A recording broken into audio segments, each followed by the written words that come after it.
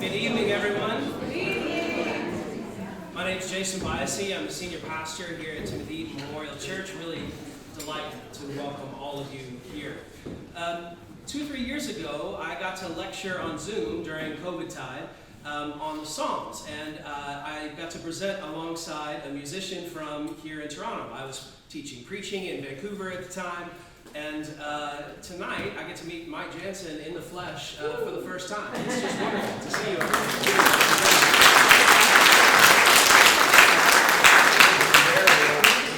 It's strange to learn that people you only know on the computer have bodies. So the plan for this evening is that Mike is going to open our evening with a good 10 minutes of jazz. So if you've missed his playing before we started, you'll get some playing as a kind of introductory prayer. And then we'll hear from Micheal O'Siadhail. The person to introduce both of them is John Franklin. Lots of you here tonight know Imago very well, that John has led for a quarter of a century. I'm amazed at the way the Christianity and arts conversation has been enriched, not just in Toronto, but across Canada by John's work. The moment I got to Toronto, people were saying to me, you have to find some time with John Franklin. And when people say that, you think it's going to be hard to get time with someone like that. I found him so generous with his time, his wisdom, his humor, his Rolodex, all the people he knows who love him and his work. So John, let me invite you up to introduce first Mike, and then you'll introduce Micheal in 10 minutes. Thank you very much.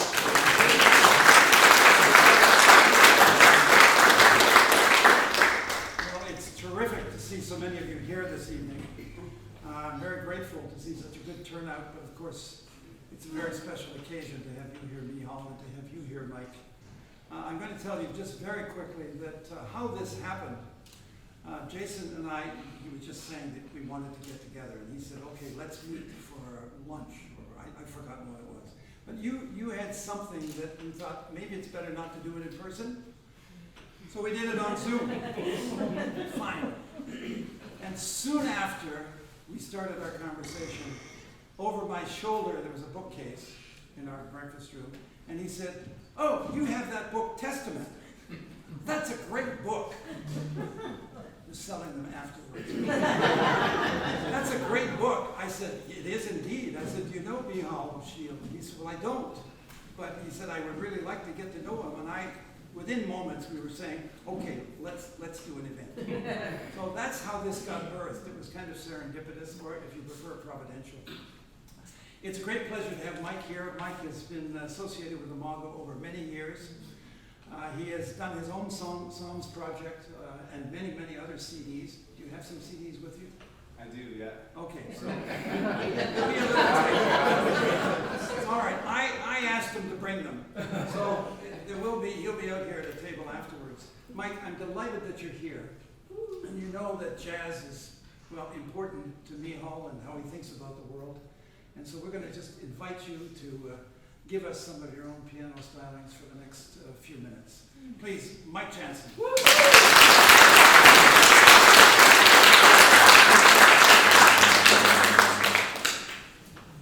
I'm going to do a couple of hymns, but they'll be jazzed up enough that I should tell you what they are. The first one is "The King of Love, My Shepherd Is," and the next one is "What Wondrous Love Is This."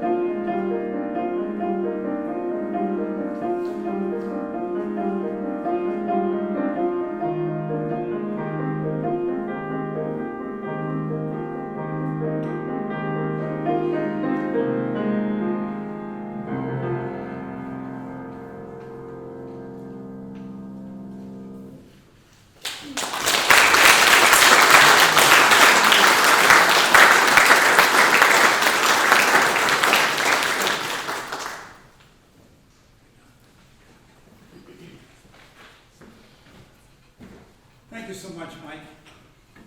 Lovely to hear you play again. And Mike will play a little bit at the end as well. It falls to me now to introduce Micheal, and I just want to say to those of you who are way back there, there's 1, 2, 3 seats up here. If you would like to come forward, you'd be welcome to. If you're way at the back and you want to come down here, there are 3 seats up here. All right? Probably no one will come. My first encounter with Micheal O'Siadhail was in Cambridge, England, while Marion and I were attending a Holy Week Arts Festival back in 2015. Visual arts and music, lectures and conversations, all in the exquisite setting of King's College, Cambridge. Sorry, yeah, okay, leave me one. Where was I? We were at King's College in the chapel. But I want to say that perhaps the most memorable event for us, for both Marion and I, in that very memorable week, was a gathering at the Fitzwilliam Gallery. And then we went there to hear a reading by an Irish poet from a work that was still in progress, called the Five Quintets. Jeremy Begbie, theologian, composer, and performer, had composed some musical responses to the poetry that were performed by Cordelia Williams. It was a wonderful event. I remember the room, a luminous red all around us, scores of artworks, paintings, sculptures, and artifacts from history. A packed audience, not unlike tonight, waiting in anticipation. Then the words, strong, eloquent, and passionate. It was an inspiring event that nurtured the spirit. And it was at that event back in 2015, in a very brief conversation with Micheal, that I said I would like to have you come to Toronto sometime. Well, it's taken 8 years to fulfill that wish, and here we are tonight. I'm going to give you, there's a longer introduction to Micheal, but I'm going to give you the short version.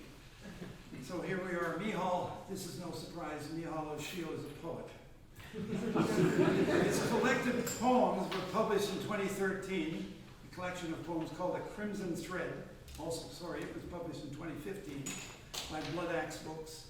And then the Five Quintets was published in 2018. That was published by Baylor University Press. And then also Testament was published in 2022. Those 2 titles we have available for you tonight, the Five Quintets and Testament. He received an Irish-American Cultural Institute Award, how do you say this, Micheal? The Tunder Prize? Am I close? Yeah. Tunder Prize. Oh, I'm sorry.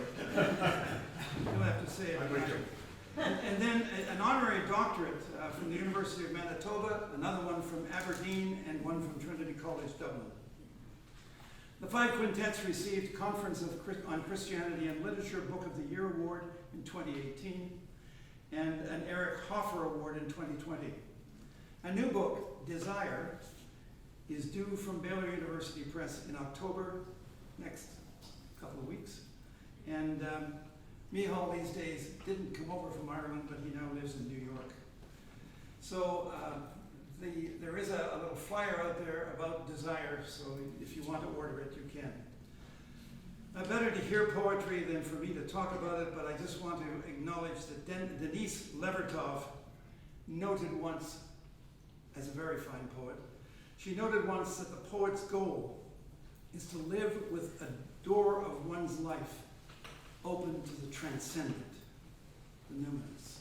There's a sense in which I hope for this evening that what Micheal has to say and to share with us through his poetry will open the door to the transcendent. Welcome, Micheal. Wonderful.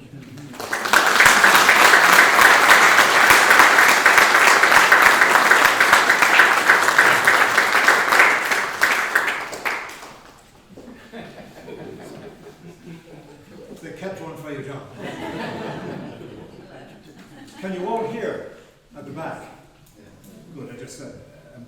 So, first of all, I want to say thank you so much to John Franklin and to Imago for inviting me here to Toronto. I really appreciate it. Thank you, John. I'd also like to express my thanks to Jason Biasi, here also for this wonderful venue in this Timothy Eaton Memorial Church. A church built by, as I understand it, a fellow countryman of mine.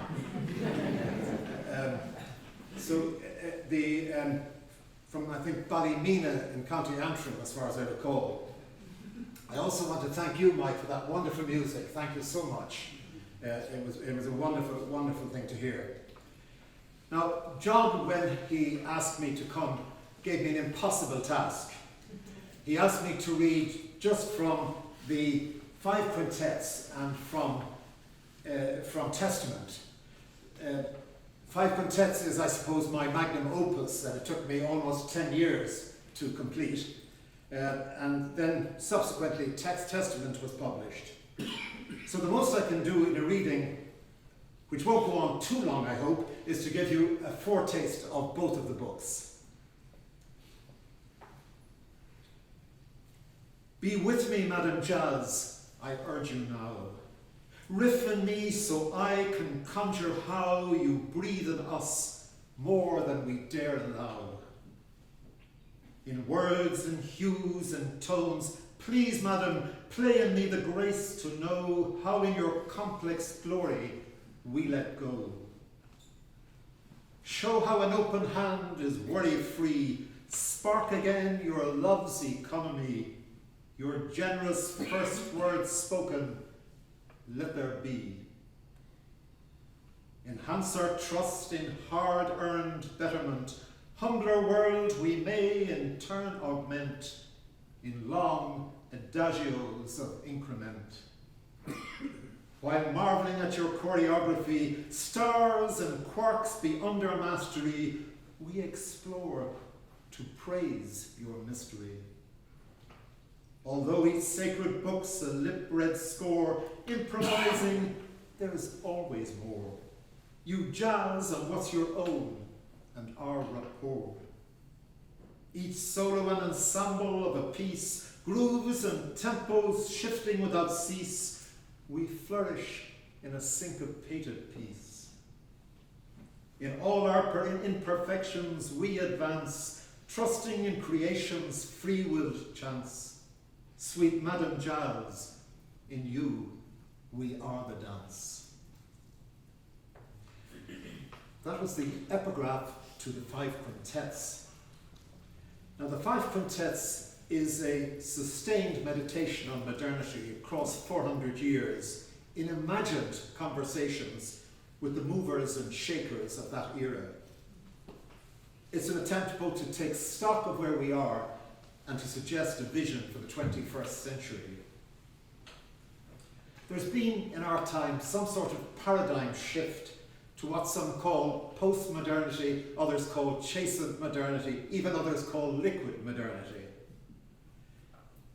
Dante, in his Divine Comedy, summed up the Middle Ages on the cusp of modernity.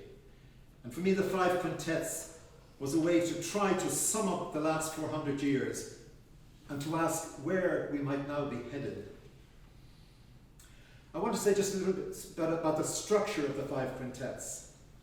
There are 5 of them, one about the arts, one about economics, one about politics, one about science, and a final one about philosophy and theology. Each quintet is marked by the use of a different form, which gives it a sense of unity, I hope. There's a blend of classic and invented forms. In the arts, which I call making, there's a mix of sonnets and haikus. In science, which I call finding, I use iambic pentameter. In philosophy and theology, I use, which I call meaning, there's something, I use terza rima, which is the form used by Dante, so it's a genuflection towards Dante. Economics and politics, they're forms which I have invented.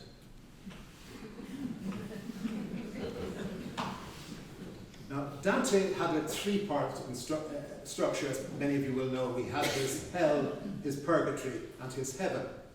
But when I was embarking on the Five Quintets, I felt I needed 5 different sections, which I call cantos, 5 different cantos in each of these quintets. The first canto contains figures from a transitional figure, a transition from the Middle Ages, if you like, into modernity. Just think of Cervantes in the arts. Think of Adam Smith in economics. Copernicus in science, say Luther in philosophy and theology. These were major figures in the transition from the Middle Ages to modernity.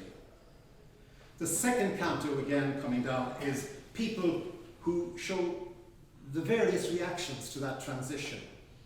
In the arts, there's a much greater freedom, a greater liberty, whereas in politics, the opposite, there's more fixity. In economics, strangely enough, there was an idealistic reaction to the more mechanical view of economics, which we got from Adam Smith and others. Then comes the third canto, which to me seems to be the nadir of modernity. If you like it very, very vaguely, and I say this vaguely, resonates with Dante's nadir, which he called hell. In the arts, for me, it's a turn inwards into excessive interiority and a loss of community, if you like. In science, it's the belief that we knew everything. Everything was known. We had everything under control. That was very much, I think, the nadir in modernity in science. In politics, there was extreme and dangerous ideologies. Then comes the fourth canto, which features those who realized that modernity was losing its way and needed somehow a fresh vision. This, of course, vaguely again resonates with Dante's Purgatory. They had a vision which was somewhat inadequate, but yet it pointed towards the possibilities of a further vision. And finally, there's the fifth canto in each of these quintets, where I leave the chronological ordering of the previous four cantos behind. All historical figures are part, obviously, of a time and place. But this is my heaven, and with those who across 400 years here seem to transcend time and place to offer us still a vision for the future. Given the time restraints, and we're dealing here with poetry, I'll illustrate each of these cantos with examples from the arts. So I'm leaving aside, obviously, economics, politics, science, theology, and philosophy. I begin with Canto 1, with five transitional artists. Cervantes, who I mentioned before, he was mocking chivalry, but he was also nostalgic about it. So he was, in a way, a very, very transitional figure. Then comes John Donne. And sometimes for John Donne, the sun goes round the earth, and sometimes the earth goes round the sun. So he's, again, very much a transitional figure. Milton then, of course, comes, who's the great poet of the Reformation. Rubens, the painter, he was very interesting because he was a very proud man, but he marks the change from royal or church patrons to and shows the rise of the bourgeoisie, which again is a huge feature of modernity.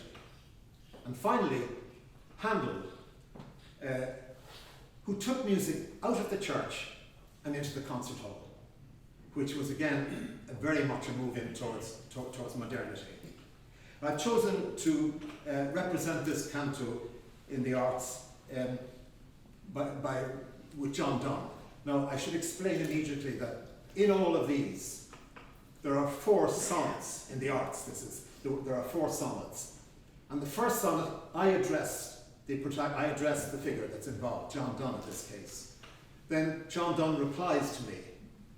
I then, again, readdress him.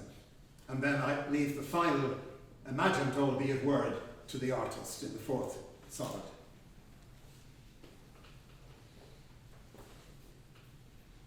Are you that wanton Jack, or Dr. Donne, or both, becoming every part you play, a lover chiding the unruly son, or preacher warning all who disobey? Are you the Catholic boy, your mother's son, whose people still would rather die than stray, or Protestant believing all are one, that all may hear, Lord, hear us when we pray? The new philosopher whose son must stay and bid the passive earth about it run, or wooer whose son's motions trace the day to thwart love makings only just begun. In showy puns, in each fantailed conceit, your actor's role and you conspire to meet.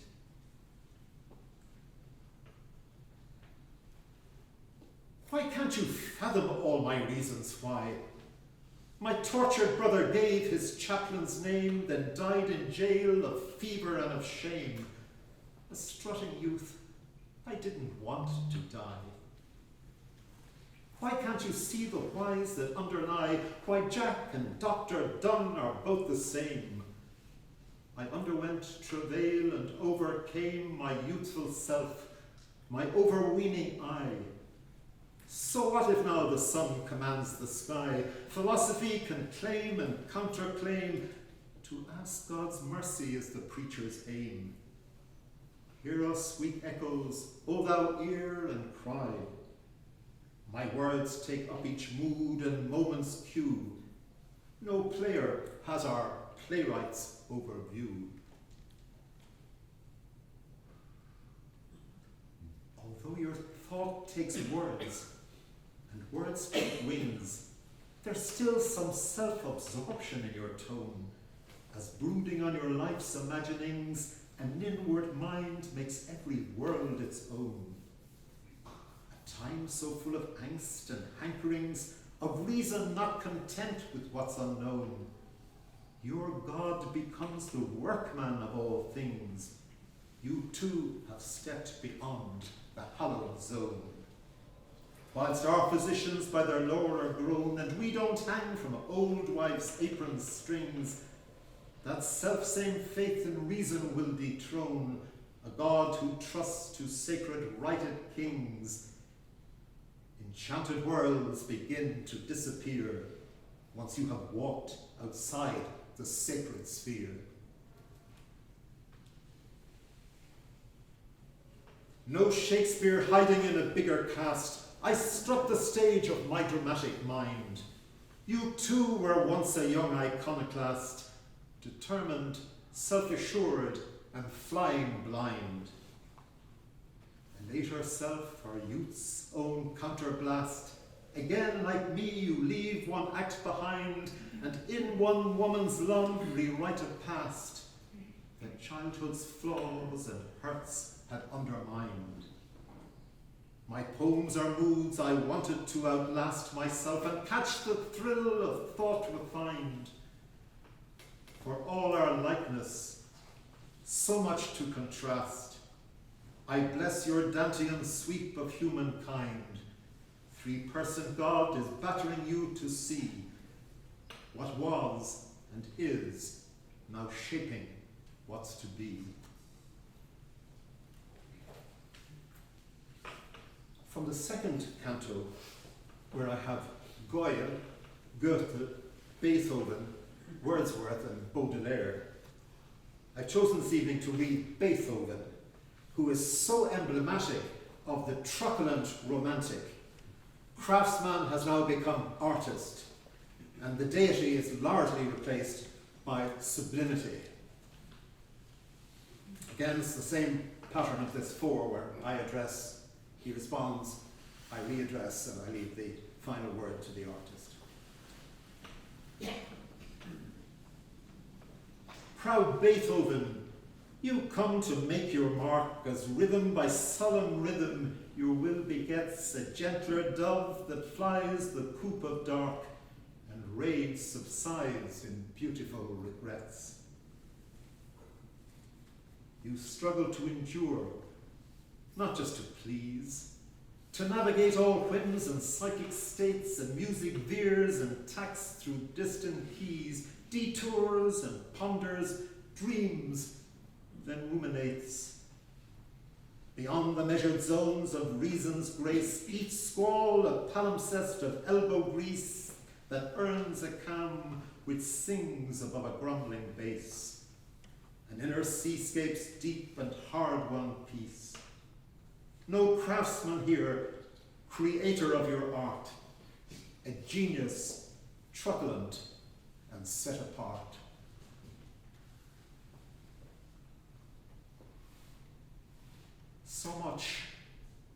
So much I thought I once would do, to wife, to settle down cantabile. But somehow deeper down in me I knew my muse would storm again, and I'd obey. I meant to travel but never reach the sea. Instead, like Shakespeare, every human mood must find a voice and bear its melody. In one man's soul, all lines of latitude. As nature eats its dawns from satin nights, my notes transverse a simple unplotted chart, a still unplotted chart. Beyond polyphony or court delights, I sound the depths of unbeholden art. I mean to shape what logic has confined. Let passion stir up reason's sleepy mind.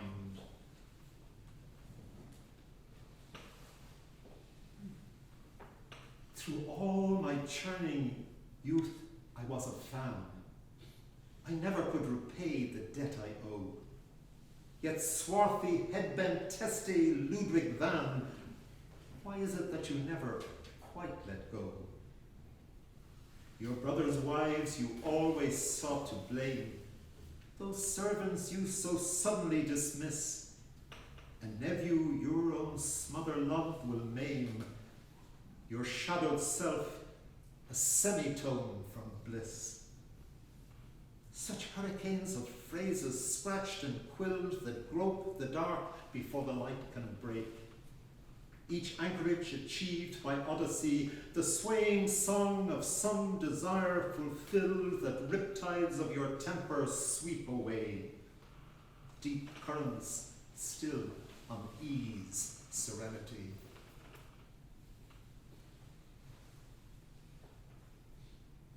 Long gone my pride, that youthful mutineer, and now my deaf-sealed years will rub and fret farewell discourses I insist you hear, my close-knit crisscross chamber tete-a-tete. All hauteur shed, and yet hot blood begets hot thoughts which scud inside my silent head.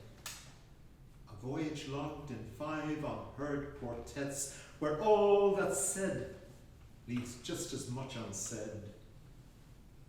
In closing lean and inward traffickings, no bravado now or flourishes decoy the rumbling conversation of the strings as resignation climbs at last to joy.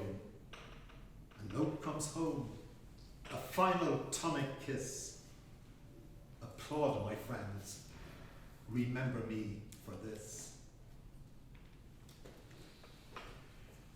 So I now move from, we've had the transitional figures, the reaction, which as you see in the arts was very much one towards liberty, towards freedom.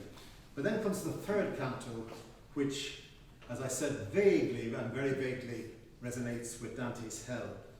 The person I have chosen here to represent it is Pablo Picasso. He, for me, represents this interiority, this fleeing into the self, away from community and so forth, which is true of the arts in general throughout this era. There at the counter, au lapin agile, a clown among Montmartre's lone and rat, among the demi-monde and down at heel, you ask how art keeps pace with artifact. Picasso, anarchist and wonder boy, who'll shun perspective, nature's light and shade, to stress the form within what you destroy, collaging bric-a-brac our hands have made. You dared Les Demoiselles d'Avignon, becomes those spheres and cubes for you and Braque, when all things are a process undergone in shifting inner shapes which you unpack. Possessed, a rebel genius set apart, you'll turn romantic king of modern art.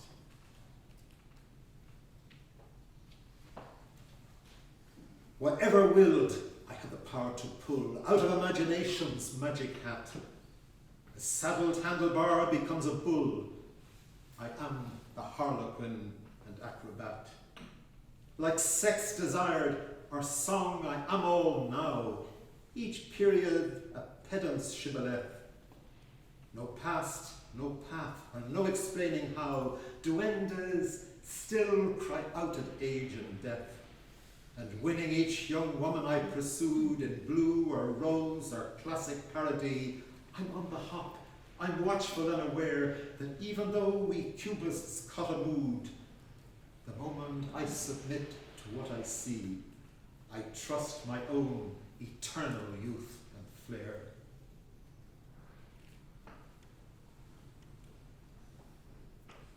The Spanish anarchists have left their spoor. Your youth in you refuses now to grow. Allow your mind to broaden and mature, and you, Picasso, just become more so. Bohemian and Midas out of touch, a famous for being famous millionaire, gone underground and self-engrossed, you clutch at whims and hunches fetched from anywhere. Your painting lovers trapped in lust's machine, for decades filled with cravings mixed with fears, are lone obsessions with your sinking light. A dwarf still doting on a beauty queen, an old man anguished by your appetite, a wizard none the wiser for your years. I searched in my outsider of Paris years, when fellow feeling for my demoiselle and passion's conversations with my peers had made me think, although my heart rebelled. Give me Elan. For all our cubes achieved, I do not want to search, I want to find. To hell with thought and all things preconceived. I will not work the warren of the mind. Duendas sparking me, now down my soul. I crave the favours that my fame now grants, and paint the jokes that please and play my role. Have I become a king of sycophants? Enclosed in both my fortune and acclaim, I can't outgrow the icon I became. I move on then to the fourth canto, which, as I said again, very roughly resonates with Dante's Purgatory, because these are people who realized that modernity needed some sort of reform. They had a vision. The people I have here are Dostoevsky, and of course for him the great insight was compassion.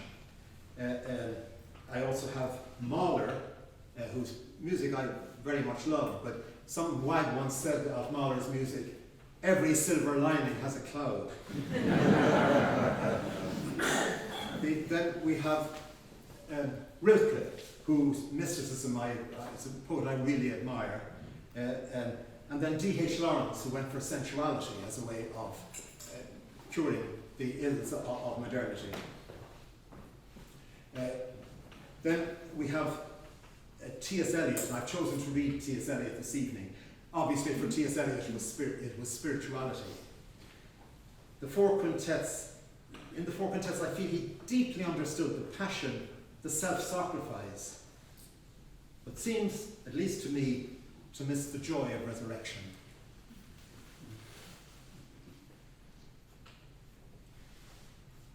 Your tone impersonal and passionless as ruling your own roost in Russell Square. You turn our pained superiority to wonder, do I dare and do I dare? Your grandfather ingrained in you, an Eliot commands a Hamlet you're not meant to be, with chilly politesse and touch me not, more English than the English care to be.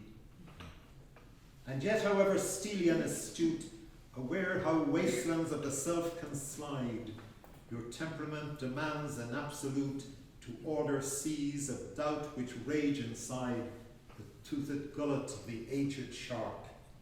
And will you dare to leap out from the dark?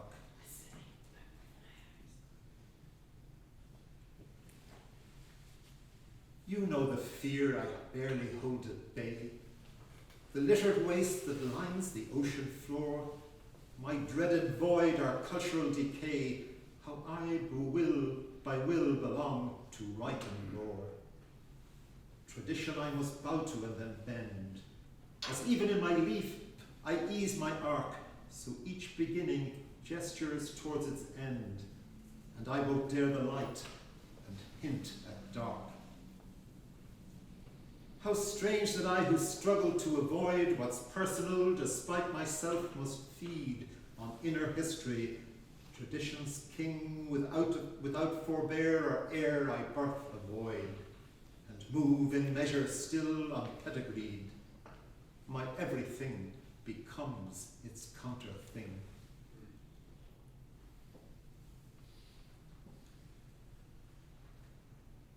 You're alone. Who then devised the torment love? Oh, Thomas Stearns, the thrift taught uptight boy, you're dodging cutting loose. Although the dove descending breaks the air, it brings no joy. A static view, maybe some stoic lack regards the present with opprobrium. Your absolute keeps tending to look back and shudders at the shape of things to come. In mixing reminiscence and desire, the soul sap quivers, brief sun flames the ice. Unless restored by that refining fire, your daring must fall short of paradise. Hand yet, old possum, your quartets in trance, when from the still point you still stir the dance.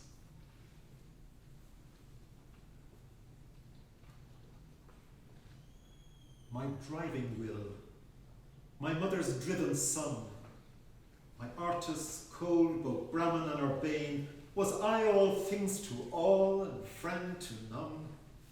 To be a poet cost me too much pain.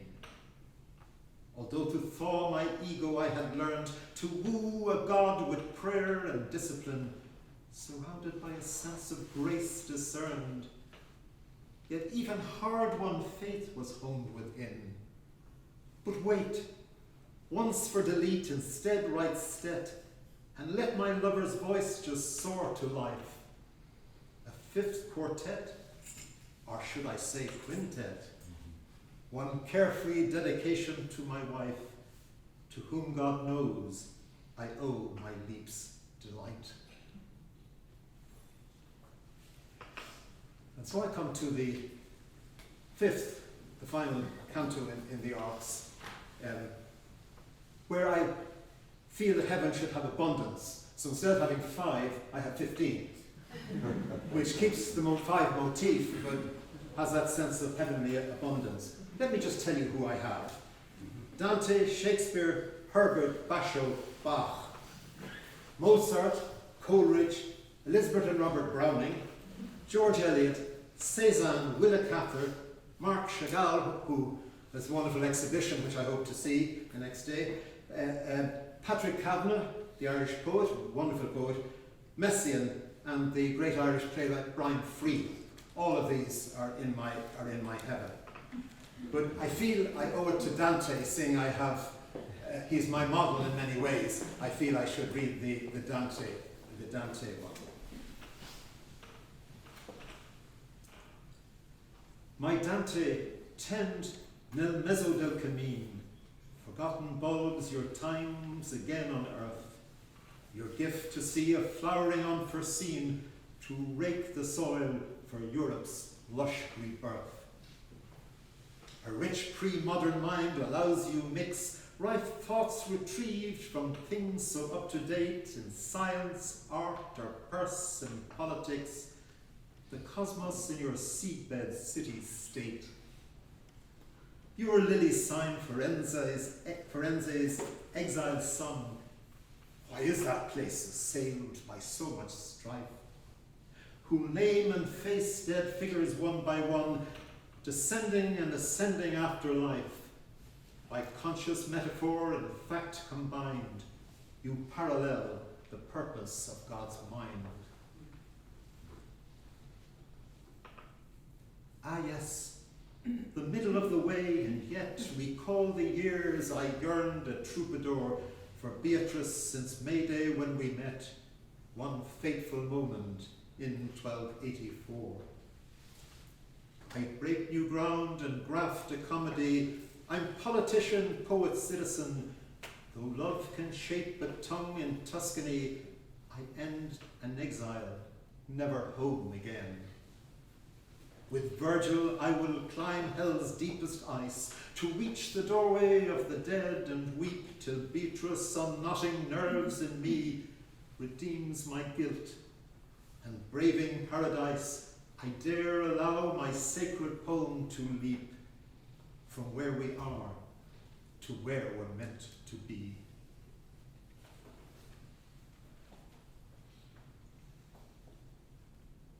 You're polymath and eager pioneer, who doubling back becomes a daring scout, defining our modernity's frontier by summing up what somehow opens out. A fluke of birth, a lucky floruit, as banished and uncuddled by sought fame, you blame defectors' sham and counterfeit. Unhampered your cold hell will name and shame. But more, as certain as the second thief, this day in paradise you too are shown, the smile whose warmth unzips the lily's leaf, the light eternal in itself alone. You're stretching still my mind and my desire to walk our daring God of love's high wire.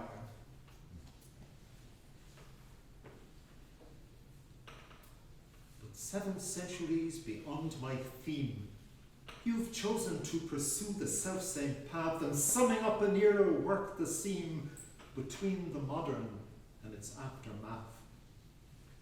You've climbed from hell to heaven's vertigo, I'll be your guide. Though dazzled in that gaze, allow flawed words their spill and overflow.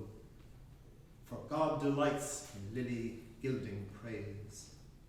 Imagine all we've done or left undone, our broken longings longing still for more, completed in the glory of one glance.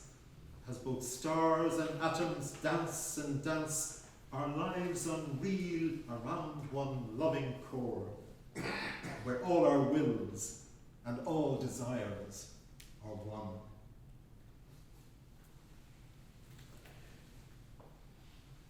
I move now to Testament, though I will return briefly to the Five Quintets at the end of the reading. Now, Testament has 2 parts. The first part is a psalter, where I have written 150 personal psalms. So they don't correspond to the psalms in the Hebrew Bible, but they're personal ones. I think some readers puzzle a little bit to see how they matched, and they don't. So now the second part is gospel, which is 50 retellings of gospel stories. Most in the Western world, believers and non-believers, I think, know at least a few Hebrew psalms. The Lord is my shepherd, I shall not want. He maketh me lie down in green pastures. He leadeth me beside still waters. Isn't it quite amazing how these psalms are still with us after some millennia? I think it's because so many of these psalms are cries, like my own favourite psalm. I lift mine eyes to the hills, wherefore cometh my help? My help cometh from the Lord, which made heaven and earth. Interestingly, a survey in the British newspaper The Guardian told the readers that, and I quote, for many non-believers in a crisis, it is an instinctive response to pray, please God. According to the survey, 1 in 5 adults pray despite saying that they are non-believers. Indeed, the survey finds that half of UK adults pray. I wonder what the percentage might be in Ireland, or for that matter, in Canada. What do they pray for? The poll says family, thanking God, healing, and friends. Maybe such cries are not so surprising. As infants, we arrive at the cry, and we may yet depart with the cry. Nude and weak I left the womb behind. Past my peak will I grow feeble yet. God, you frame my life so I depend from my birth to end on others' aid. Though a pride pretends to walk alone, I admit how all my life depends on friends. I would die in black holes of the self.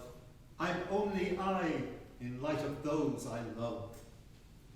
Is dependency your plan for me in case I might form a carapace to hide within? In my reliance you are pouring me, hollowing me out to love you more. I think we can easily understand the urge to seek help for family or for healing or indeed for friends. But thanking God might be a little less expected. Each richer day in you I bask and breathe. I fill again with gratitude and ask, how come that I have loved and been so loved? That you, whose face no one alive has seen, allow me glimpse you in each face I know. When in love's sudden glow you shine, that you, who called from in the burning bush, speak now to me in cries of all who yearn. O sweetest God of Abraham and mine, how can I thank enough that I still am? So long these bones dwell in my sheath of flesh, here in your presence I still bask and breathe.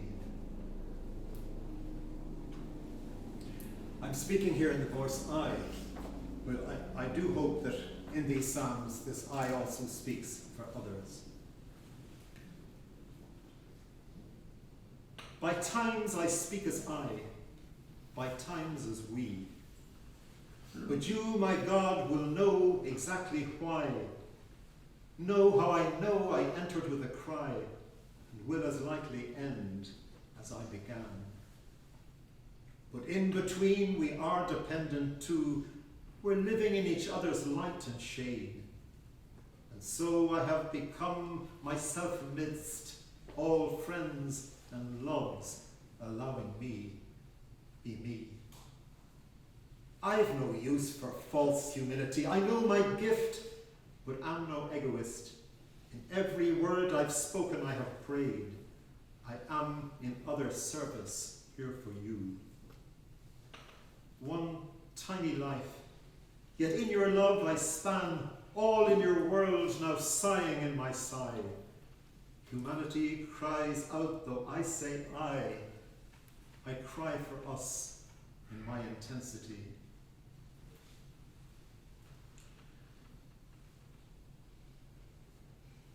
I mentioned humility in that poem, and I love those lines from Eliot's East Coker in the Four Quintets. The only wisdom we can hope for is humility. Humility is endless. Eliot here, of course, is very much in the Christian tradition of a childlike humility, which is so well depicted in Matthew's Gospel. So from the Gospel section of Testament, greatest. Who is the greatest in heaven, disciples ask? Does their question mask vying siblings determined to set the pace, a sainthood that jostles for pride of place? Those who want to be first must be last of all. At each beck and call, servant who serving all others can humbly lead, mending what's still fragmented and tending each need. Jesus beckons a child just to show them how they must change, allow now their hearts to be children, for otherwise they never will enter paradise. Topsy-turvy, an inverted reality, they will learn to see. Needless now, all the rankings the apostles discussed, playful, free-hearted, prefiguring heaven's trust, children dwell in a kingdom still open-eyed, still aglow inside, warmed in God's wonder, folded in awes embrace. Their angels in heaven see my Father's face. I'm sure many of you know that old story about the two monks in the monastery. One gets on his knees and prays, "Oh, Master, I am nothing. All there is you." And the second monk does the same and bows even lower. "Oh, Master, I am nothing." And the janitor who was sweeping up leaves nearby decided to do the same. "Oh, Almighty, I am nothing." And one monk looks at the other and says with great disdain, "How dare you? Will you look at who thinks he's nothing?"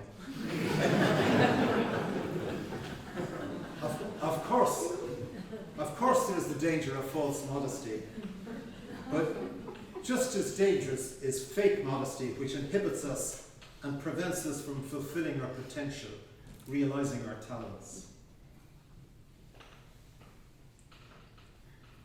But why conceal a talent's light or hide it in a bushel's dark? Why should we be such broken reeds, our head hung low, our doubting will, afraid if we should make our mark, that you might see us as too proud? You want no fake humility that falsely leaves a gift unused. For surely you, our God, will bless a level-headed giddiness. As modesty and pride confused denies our lives their apogee. Please let me talk to you out loud. I crave the thrill, your sacred spark. Embrace my gifts, unhurried skill, sweet patience of perfection's needs. As brother's keeper, as your clerk, I praise and hold your world in flight.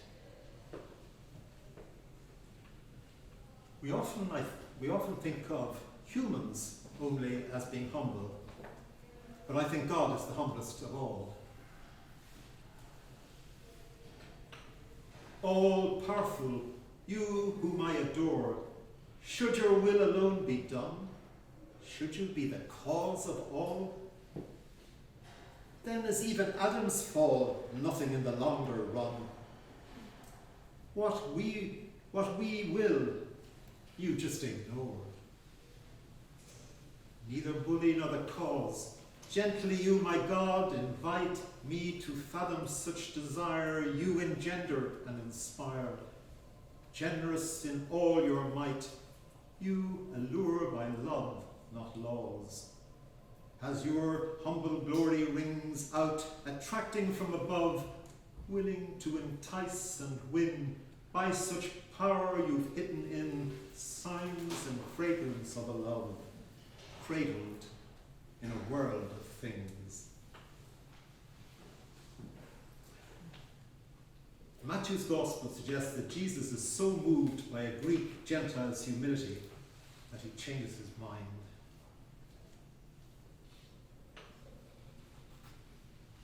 It happens during his withdrawal to Tyre, where seeking time apart, he thinks he left his fame behind.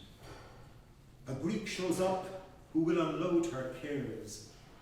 She heard how some describe his miracles, and though it's strange for her, a Gentile, she is on her knees explaining her concern.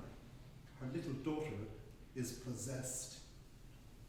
But Jesus will at first say no, tells her to feed the children comes before all else, and it's not fair that we deprive our own and throw to dogs our children's nourishment.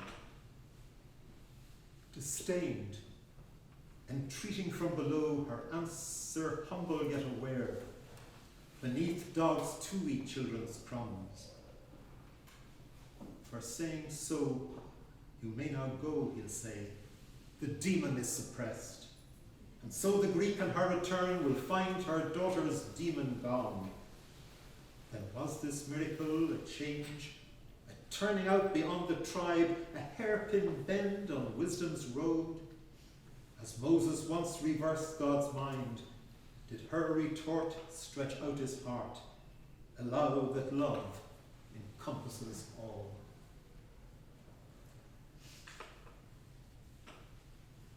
Perhaps on a societal level, the depletion and destruction of our planet is where we disastrously overreach ourselves and lose completely our sense of humility. Interestingly, the Guardian survey, which I mentioned, notes that the environment is low on our list of cries. And yet, in New York, where I live, this is Climate Week. And last Sunday, 75,000 people gathered and marched to ask to put an end to fossil fuels. So, three of my psalms on the theme of environment. Our struggle to survive, to tame, to learn, control enough so we'd endure and find the drugs to cure disease, remake us whole, enough for us to thrive and be your stewards here, still thankful and in awe at how earth does your will. All reconciled until accounts we overdraw begin to interfere, and overreach for ease, control out of control, our skill without concern. Oh, help us to relearn our own attendant role before the poles unfreeze, before a world unweaves. But grown so ravenous, can we somehow turn back? Before so out of whack the earth will turn on us. Your stewards turned now thieves. Come tighten comfort's girth before it is too late. Come free us from greed's grip and teach us stewardship before our vandal fate lays waste to your sweet earth.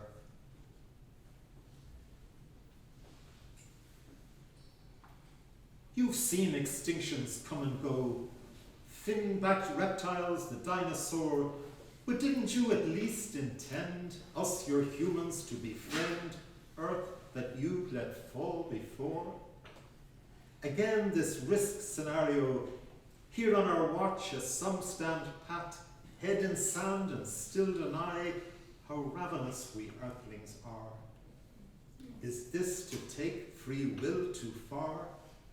God, will you stand idly by while we destroy our habitat? Though through the eons long and slow, arm's length your silent tact, that's racked by earth by each mistake we make. Desires we care for care's own sake.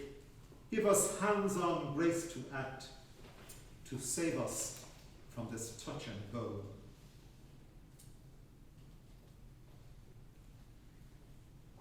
For all the mindless harm your humans do, your evolution's glory still is rife with teeming, crawling, swimming life, whose busy dignity keeps praising you. Though overmatched by all we need to mend, for every gift so grateful to the one, while we yet breathe and soak your lavish sun, despair still is self-besought dead end.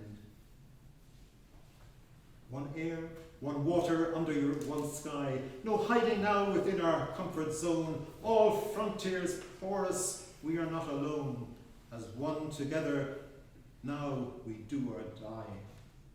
For aftercomers, all we've yet to birth, so help us God, we'll tend with love your earth.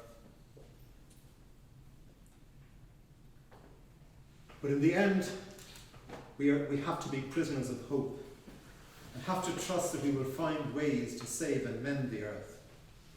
I've always thought of jazz, and again, thank you, Mike, as the music whose exuberance comes out of suffering, as a reflection of the spirit of creation. So, just three more from the Psalter on jazz, or where Madame Jazz comes into play.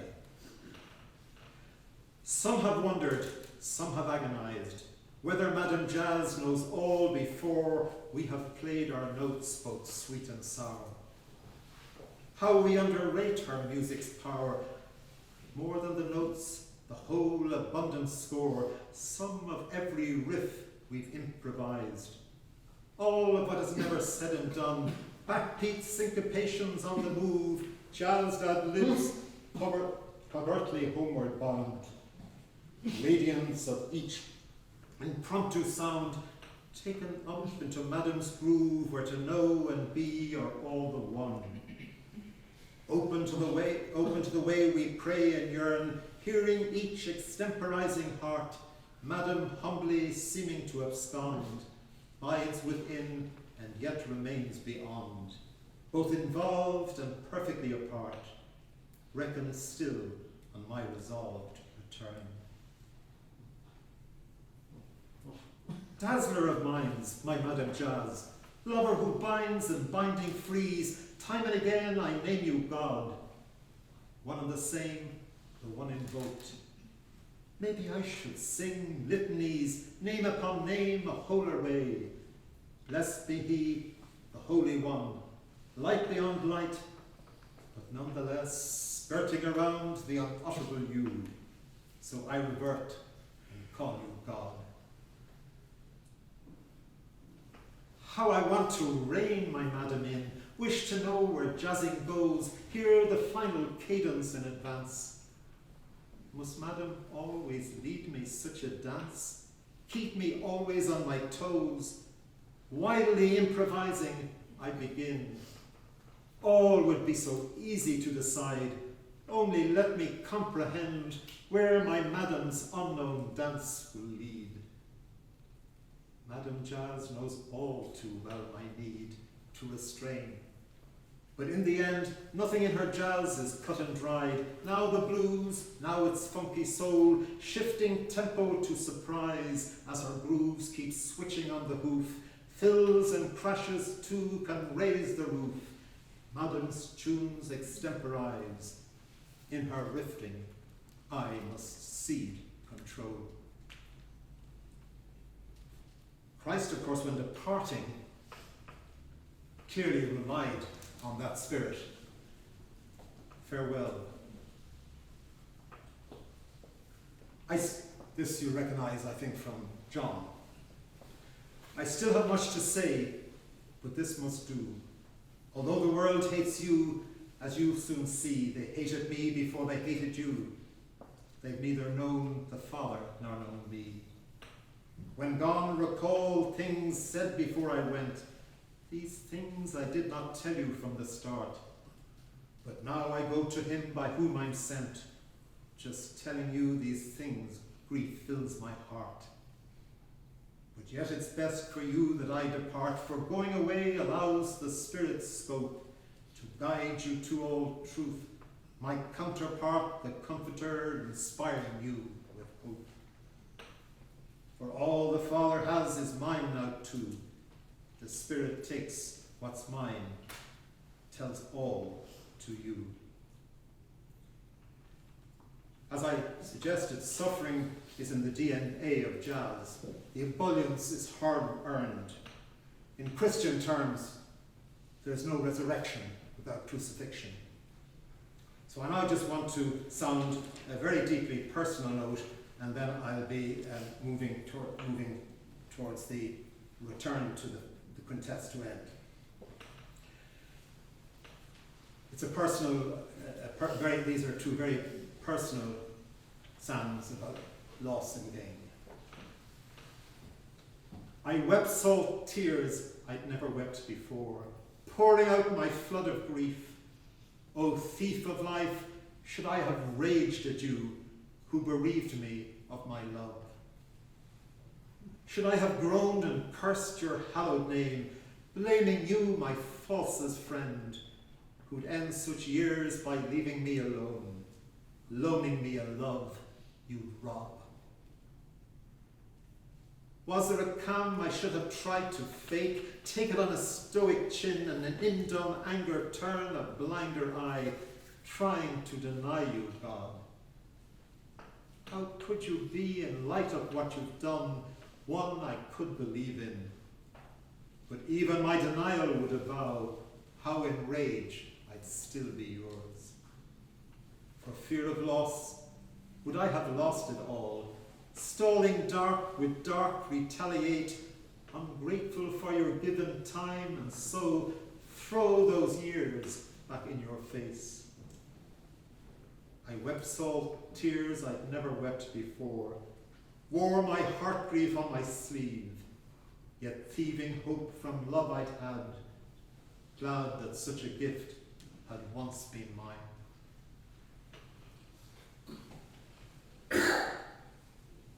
Who dwells in dust for your sake, awake and sing. Be delighted. Your blighted hope broke me down, revoking joy, brought love to dust. You fought me off, turned away. I yearned for you, hidden God. Unbidden love you reveal, renewing me by surprise. My cries you hear from on high. How I can love, you explore. You pour me out, daring God. Prepare in me second loves on reckoned depths. Hew in me what you again fill with hope. The thrill of love honed by loss, atone for all undergone. My wonderful late light bliss relate to sounds glowing trust. He goes out, weeps and sows, re-reaps delight, bearing sheaves. And of course, at the heart of such resurgence, there is trust. And there are things we can neither earn nor expect. It's a gift from the God of surprises. My own life has ad-libbed a series of surprises, yet we cannot accept surprises unless we trust. I've noticed that all the old jokes about trust pun on idioms which express the exact opposite of trust. You know them. Never trust the stairs. It's always up to something. Never trust a graph. It's always plotting something. Never trust atoms. They make up everything. Never trust trees. They might be shady. Oddly enough, the words trust, tree, and truth are all etymologically related. I particularly like the Japanese character which expresses the word face and up by having a man standing beside a word. In other words, a man stands by his word, his trust. O impresario of trust, O maestro of the bang, as 13 billion years ago you throw desire's half-loaded dice. How dense your word ballooning out to span of universe. Expansive love's intensive cocoon, dilating since the burst began. Your cloud of elements converge, appeased by gravity, from dust's own dark ingredients, you gather stars in galaxies. See how the world you've slung now spins to loop its yearly sun, and how our own frail life begins, the carbon in primordial soup. Was this a dice's randomness, or love's known probabilities that in your image would make man, to whom you'll send back Noah's dove? Oh, impresario of trust, you see me seeing you, and steward of your love you know, I trust you as you trusted me. In the New Testament, Jesus often seems to reward trust, and it's no accident the Greek for trust, pistin, means both to trust and believe. So they're ultimately very, very fixed. My favourite prayer is the Domine Onsum Dignus. Let me quote it in the language in which I pray. Et hirnani fiume gaducafume yin, at abra focal as lysa manem. O Lord, I am not worthy thou should enter under my roof. Say but the word, and my soul shall be healed. Centurion, how do we plumb such depths of faith, trusting from afar? From east and west many will come, as those first kings shalled a star. Luke's telling says once you had built a synagogue, fended for Jews, and though you back Rome to the hilt, you're seeking still, catching good news of one who heals, cures the unwell, blind from birth, given their sight, who blab though told never to tell, lame walk, blind see, demons take flight. No chronicler chose to record what moves you more, leaving us to guess, while you we send friends to say, Lord, my servant lies at home deep in distress. Your century led by the nose, each will to yours promptly succumbs. I say to one, go, and he goes, to another, come, and he comes. No need to enter under my roof. Unworthy, yet say but the word. Such sheer belief covets no proof, enough to heed all you have heard. And my final poem from Testament, before just finishing then with the end of the Five Quintets. I love the story of the two thieves. It's always been one of my great fascinations. That final choice made on the cross. Two thieves. It's only Luke perceives such difference between the two. Besides Christ's cross, the others say outdo the mob in taunts. Knows, before they die, exemplify a world of light and dark between two thieves. One's poking fun, you're God's son, then save all three. The other checks him, saying, can it be you don't fear God when we, now by his side, hang crucified? We're both so justly sentenced for wrongs done. And here we pay the price. He's not the one to mock or tease, as he has done no harm. Jesus, please, remember me when you are glorified. And he replied, today you will be with me in paradise. I'm concluding now with the final lines from the Five Quintets, which is obviously from the fifth one, which has to do with philosophy and theology, and it's my beatific vision, answering, of course, to Dante's wonderful beatific vision. I'm solo here, but still not on my own, becoming more myself in resonance with those I love. I never am alone.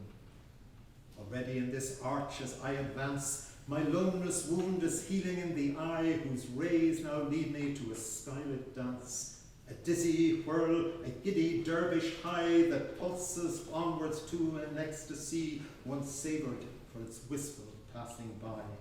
The dance no longer needs a brevity to add an edge to what might quickly pall. It peaks beyond my wildest fantasy, then as it climaxes and seems to fall, the moment when a pleasure might abscond, it hasn't neared its apogee at all, but peaks again, and so beyond, surprising me with infinite excess that nothing I have known can correspond to such abundant joy, or could express a sweetness like the moment lovers bond in dewy aftermath without tristesse, so glistening and delighted in their fond embrace, just thrilling at each tipping kiss as willows glance the surface of a pond. My vase remembers every touch of bliss, each love knot in our pleasure is daisy chained. Although no memory compares with this, each nervelet and synapse inside my brain finds images among its brick and brack to help an aging vessel to contain such joy. Just as some jumper stepping back before a leap recalls an old success, I bring to mind from my own beaten track delights I've known, the follies of jeunesse, the throb of what's achieved or things explored, each rush when head and heart could coalesce, the high those times the body had soared and years of training paid off dividends, the ball I intercepted and so scored.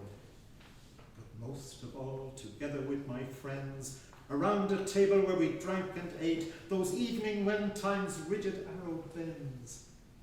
But now such pleasures all accumulate in tributaries that can amplify a whole creation flowing here in spate.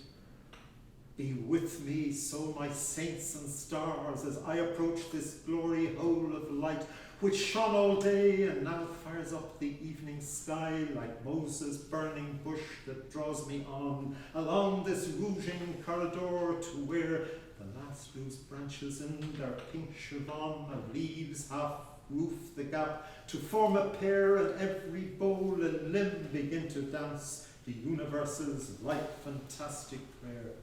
Now lauds a wooer taking still a chance of just this cosmic ballet's elegance, where nothing is decided in advance, where hadrons jiggle in their resonance, while galaxies bebop and flowers blaze and cedars, and while animals I glance, a daily choreography of praise.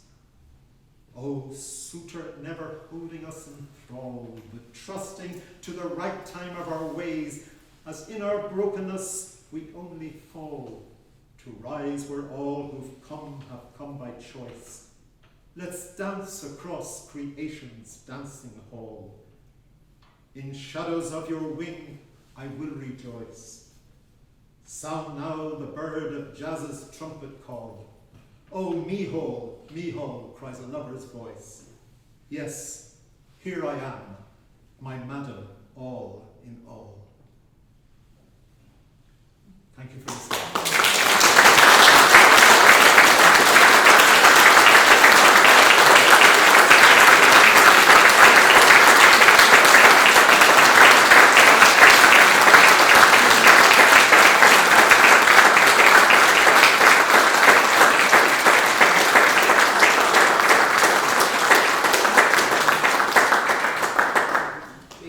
So very much.